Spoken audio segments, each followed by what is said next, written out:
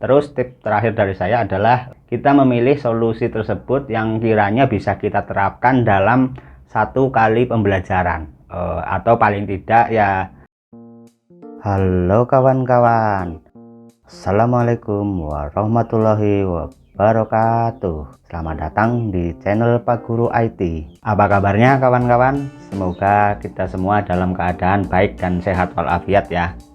Pada video kali ini saya masih membahas seputar tugas PPG 2022. Yang akan saya bahas kali ini adalah cara mengisi LK 2.2, yaitu menentukan solusi. Dan nanti juga akan saya tampilkan contoh isian dari LK tersebut. Untuk tabel LK 2.2 menentukan solusi seperti ini. Ada 5 kolom. Kolom pertama nomor, kolom kedua eksplorasi alternatif solusi, kolom ketiga solusi yang relevan, kolom keempat analisis penentuan solusi, kolom kelima analisis alternatif solusi. Nanti akan saya jelaskan apa saja isiannya dan akan saya tampilkan juga contoh isiannya. Selain itu nanti saya juga akan memberikan tips solusi apa yang seharusnya kita pilih agar di kegiatan berikutnya, yaitu penyusunan perangkat pembelajaran dan PPL, kita tidak mengalami kesulitan yang berarti. Tapi sebelum melanjutkan video, bagi kawan-kawan yang baru mengunjungi channel saya atau bagi kawan-kawan yang belum subscribe channel saya, jangan lupa dukung channel saya dengan cara subscribe dan nyalakan tombol lonceng notifikasinya, karena nanti akan saya buatkan PPL seputar video sampai kita bisa menyelesaikan PPG sampai akhir.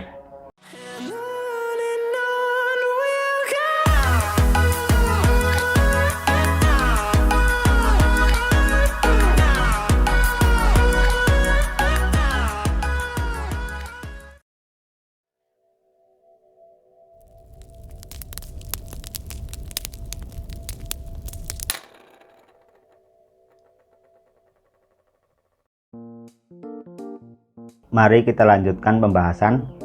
Untuk kolom nomor di sini kita isikan sesuai urut saja. Dan untuk kolom eksplorasi alternatif solusi, di sini kita bisa isi dengan eksplorasi alternatif solusi dari LK sebelumnya, yaitu LK 2.1.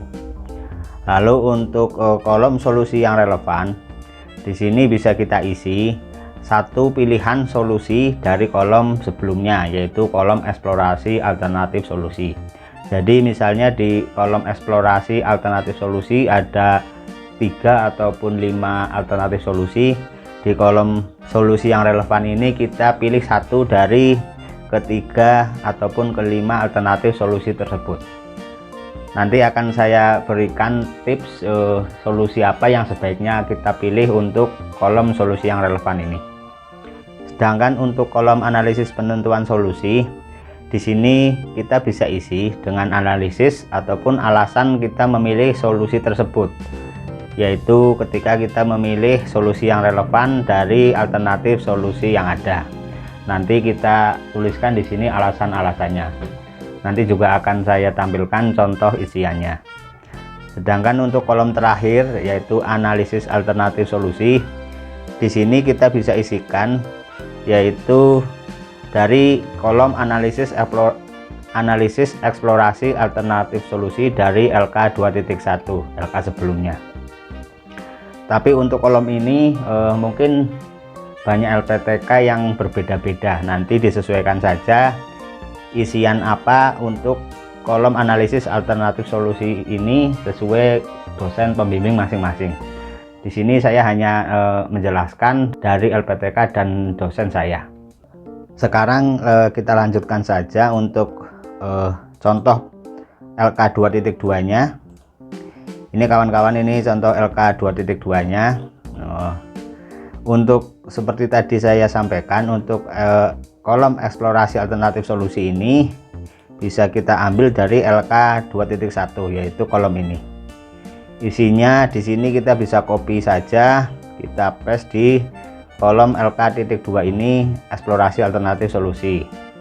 Sedangkan yang kolom ke-5 ini, kolom terakhir, kita juga bisa mengkopikan dari LK 2.1 ini, yaitu analisis alternatif solusi. Ini kita copy, bisa kita pastekan di sini. Jadi untuk kolom kedua dan kelima ini bisa kita copy paste dari LK 2.1. Sedangkan untuk kolom solusi yang relevan ini kita bisa mengambil salah satu dari alternatif solusi yang ada di kolom ini. Jadi kita bisa lihat di sini dari kajian literatur ada alternatif solusi, yaitu menggunakan model PBL, lalu kedua menggunakan model PBCL, lalu ketiga menggunakan model discovery learning, lalu di sini model berbasis Hodge, lalu di sini juga PBL. Nah, di kolom solusi yang relevan ini kita memilih alternatif solusi yang tadi sudah saya sebutkan. Kita hanya memilih satu. Di sini saya tuliskan berdasarkan literatur dan wawancara, solusi yang relevan dengan masalah akar penyebab masalah dan materi pembelajaran adalah penggunaan model pembelajaran PBL. Jadi saya mengambil solusi dari kajian literatur pertama ini, yaitu menggunakan model PBL. Dan untuk mengisi kolom ini sebaiknya kita harus menyesuaikan dengan juknis PPG juga ya kawan-kawan. Seperti untuk tahun ini juknis PPG adalah untuk model pembelajarannya nanti kita memilih menggunakan antara PBL dan PJBL. Jadi misalnya di sini ada alternatif solusi yaitu discovery learning. Ini tidak saya rekomendasikan untuk dipilih karena untuk juknis PPG tahun ini hanya ada dua model pembelajaran yang direkomendasikan, yaitu PBL dan PJBL. Selain disesuaikan dengan juknis, untuk memilih solusi yang relevan juga kita harus melihat apakah solusi itu memungkinkan atau tidak untuk kita praktekkan dalam pembelajaran. Karena mungkin di kolom eksplorasi alternatif solusi banyak solusi, tapi tidak semua solusi itu bisa kita praktekkan saat pembelajaran nanti. Karena untuk LK ini nanti akhirnya adalah kita melakukan pembelajaran. Jadi kalau solusi yang kita pilih tidak memungkinkan untuk dilakukan dalam pembelajaran, maka sebaiknya tidak kita pilih solusi tersebut. Lalu tips yang ketiga adalah kita juga melihat apakah solusi tersebut mampu kita terapkan atau tidak, atau kita mempunyai kompetensi untuk mengaplikasikan solusi tersebut atau tidak. Karena mungkin solusinya itu bagus dan bisa diaplikasikan di pembelajaran, tapi kadang kita tidak bisa mengaplikasikannya ataupun kita belum mempunyai kompetensi untuk itu. Terus tips terakhir dari saya adalah kita memilih solusi tersebut yang kiranya bisa kita terapkan dalam satu kali pembelajaran, atau paling tidak ya 2 JP. Karena nanti solusi itu akan kita buatkan RPP yang akan kita praktekkan nanti di tahap akhir, yaitu praktek pembelajaran di kelas. Karena kalau solusinya melebihi dari 1 hari ataupun solusi tersebut membutuhkan waktu yang lama, saya kira nanti kita akan kesulitan ketika melakukan proses pembelajaran. Misalkan yaitu menggunakan PJBL dengan membuat suatu proyek, akan tetapi proyek tersebut itu membutuhkan waktu lebih dari 1 hari untuk menyelesaikannya. Jadi saya kira nanti kita akan kesulitan untuk melakukan praktek pembelajaran. Jadi kalaupun nanti kita akan menggunakan PJBL, sebaiknya proyek yang akan kita buat itu proyek yang simple dan tidak membutuhkan waktu lama untuk pembuatannya. Itu beberapa tips untuk memilih solusi yang relevan dari saya. Kita lanjutkan untuk pembahasan kolom analisis penentuan. Di sini kita analisis kenapa kita menggunakan model PBL ini. Di sini saya tuliskan penentuan solusi penggunaan model PBL didasarkan pada alasan sebagai berikut. Pertama, sesuai dengan masalah yang diidentifikasi, karena keunggulan model pembelajaran PBL dapat mengembangkan keterampilan berpikir kritis. Karena ini permasalahan saya adalah kurangnya kemampuan berpikir kritis siswa. Lalu alasan kedua adalah model pembelajaran PBL lebih tepat dan lebih sesuai dengan materi. Ini juga kita bisa menjadikan pertimbangan. Misalnya ada materi yang menurut saya sulit untuk kita aplikasikan dalam model PBJL.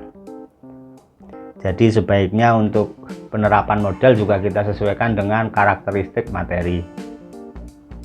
Lalu alasan ketiga adalah sesuai dengan akar masalah. Karena seperti yang dituangkan dalam Permendikbud nomor 22 tahun 2016, bahwa model pembelajaran PBL adalah salah satu model pembelajaran yang membentuk perilaku saintifik, sosial, serta mengembangkan rasa keingintahuan. Lalu alasan keempat adalah model PBL sesuai dengan juknis PPG. Lalu alasan kelima, ini juga bisa kita copy untuk alasannya sesuai dengan kajian literatur. Misalnya di sini kajian literatur menggunakan model PBL. Menurut Raihanan dan kawan-kawan menyimpulkan bahwa model pembelajaran PBL dapat meningkatkan kemampuan berpikir. Ini juga bisa kita jadikan sebagai dasar kita memilih solusi tersebut. Jadi untuk memilih solusi nomor 5 ini yaitu berdasarkan kajian literatur dari hasil penelitian menurut Raihanan dan kawan-kawan yang menyimpulkan model pembelajaran PBL dapat meningkatkan kemampuan berpikir. Saya ambil ini dari kajian literatur. Lalu ini permasalahan yang kedua. Di sini juga kita memilih salah satu dari kolom eksplorasi solusi. Jadi di sini ada 1, 2, 3, 4, 5, 6. Dari wawancara itu 3, dari literatur 3. Saya pilih 1, yaitu berdasarkan literatur dan wawancara, solusi yang paling relevan dengan masalah, akar penyebab masalah, karakteristik siswa, dan materi pembelajaran adalah penggunaan media animasi berbasis virtual reality. Di sini saya mengambil solusi ini berdasarkan hasil wawancara, karena ada hasil wawancara di sini untuk penggunaan media pembelajaran berbasis VR. Di sini kita bisa sebutkan alasannya. Saya sebutkan ini alasannya: penentuan solusi penggunaan media pembelajaran animasi berbasis VR didasarkan pada alasan sebagai berikut. Pertama, cocok dengan karakteristik siswa usia sekolah dasar karena karakternya berbentuk kartun. Lalu kedua, sesuai dengan materi. Lalu ketiga, dapat diakses secara mandiri oleh siswa karena ini berbasis website ya kawan-kawan. Lalu keempat, guru telah memiliki kompetensi untuk membuat dan menggunakan pembelajaran berbasis website. Jadi ini saya pilih juga karena saya sudah bisa membuat dan menggunakan media ini. Lalu kelima adalah berdasarkan hasil wawancara dengan kepala sekolah, sarana untuk penggunaan media pembelajaran ini tersedia di sekolah. Ini juga menjadi pertimbangan saya karena untuk penggunaan media ini kita butuh proyektor dan LCD, dan apakah alat tersebut tersedia di sekolah atau tidak. Lalu keenam, misalnya kita bisa kopikan saja, misalnya dari hasil wawancara dengan kepala sekolah, beliau merekomendasikan penggunaan media pembelajaran berbasis virtual reality. Ini juga bisa kita copy paste sebagai salah satu alasan kita memilih solusi tersebut. Jadi seperti itu kawan-kawan, sedikit contoh dari saya. Semoga bermanfaat, dan mohon maaf kalau masih banyak kekurangan ataupun kesalahan. Nanti di video selanjutnya akan saya buatkan contoh pembelajaran berbasis VR dan juga bagaimana cara kita membuatnya. Jadi bagi kawan-kawan yang ingin mengetahui video-video saya lainnya, jangan lupa untuk subscribe dan nyalakan tombol lonceng notifikasinya agar mendapatkan notifikasi video terbaru dari saya lainnya. Terima kasih, semoga video kali ini bermanfaat. Sampai jumpa di video selanjutnya. Assalamualaikum warahmatullahi wabarakatuh.